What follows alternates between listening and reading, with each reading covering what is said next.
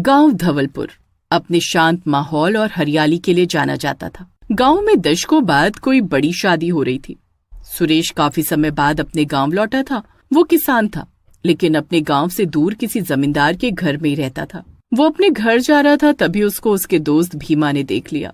अरे सुरेश, तू यहाँ इतने दिनों बाद कैसे दिखाई देने लगा? हाँ, बहुत दिन बाद आज घर आना हुआ है।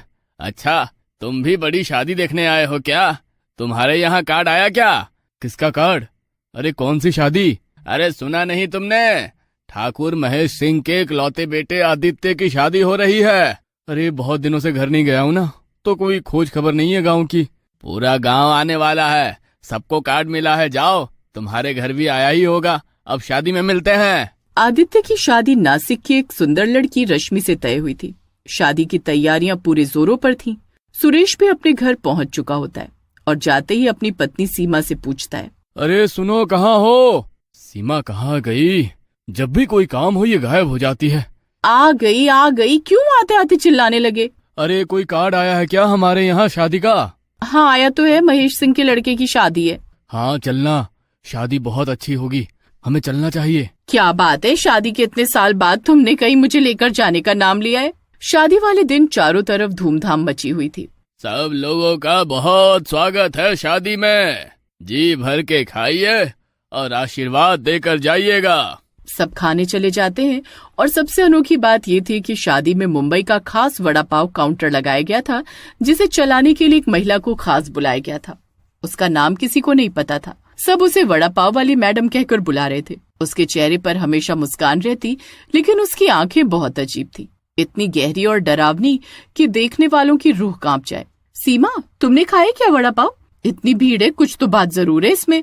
मेरे पति गए हैं लेने, वो लाएंगे तब खाऊंगी। शादी में तो सबसे ज्यादा लोग वड़ा पाव स्टॉल पर ही लाइन में खड़े हैं। जो भी एक बार खाता है वो जैसे सम्मोहित हो जाता है। सब कहते हैं आज तक ऐसा स्वाद नहीं चखा।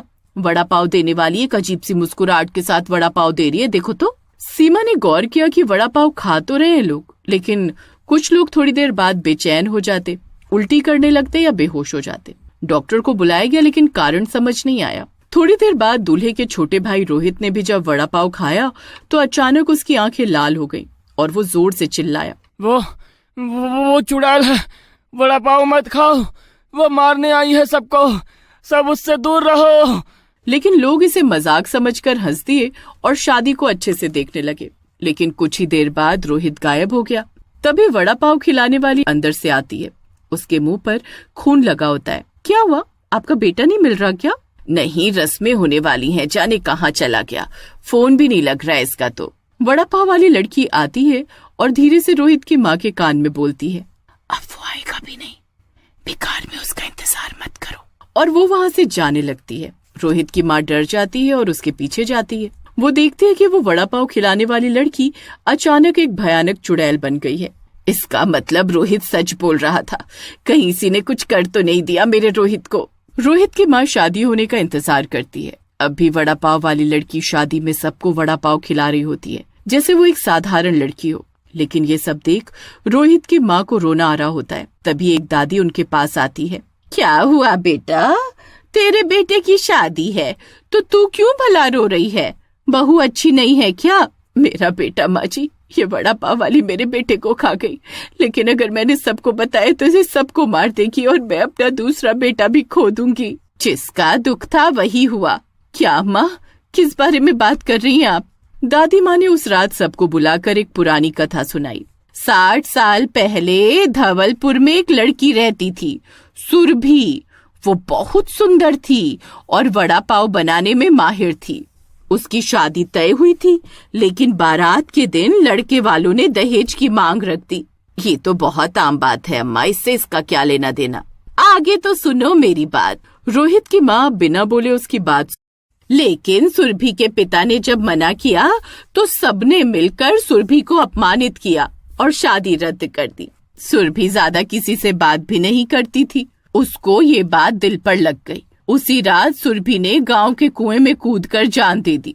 उसके बाद गांव में हर साल कोई न कोई शादी में वड़ा पाव खिलाने वाली एक औरत दिखाई देती थी और फिर कोई न कोई मरता था। लेकिन धीरे धीरे लोग ये भूलने लगे जब से शादी में वड़ा पाव बंद कर दिया गया। हमने वड़ा पाव लगाया, उसकी इतनी बड़ी सजा।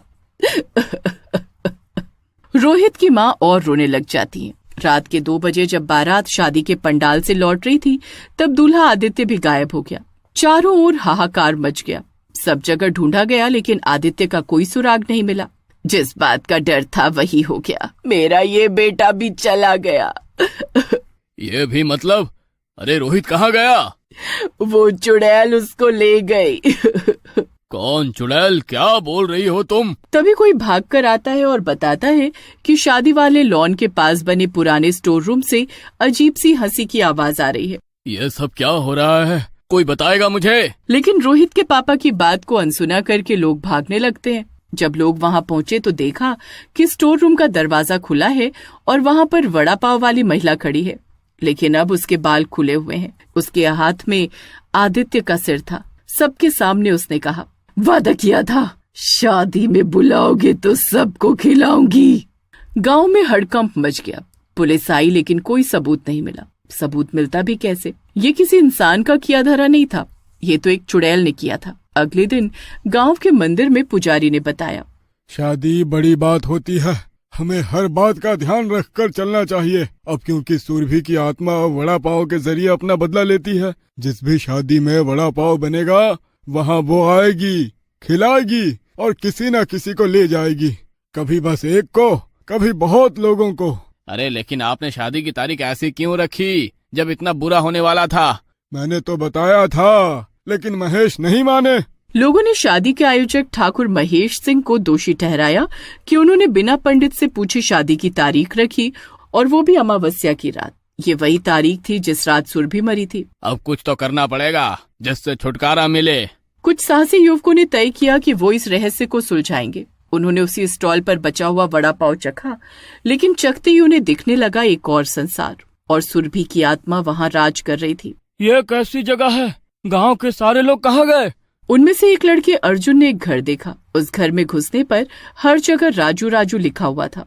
ये सुरभि की दुनिया है, वो हमें कुछ बताना चाहती है, लेकिन इसकी शादी तो किसी और से होनी थी ना। वो देखो उस दीवार पर। एक दीवार पर 2 छोटे छोटे बच्चे बने होते हैं, एक पर सुरभि लिखा होता है और दूसरे पर राजू। शायद ये राजू ही सुरभि का असली प्यार है। राजू के जाने के बाद उसने फैसला किया होगा किसी और से शादी करने का, लेकिन वहाँ भी अपमान मिला।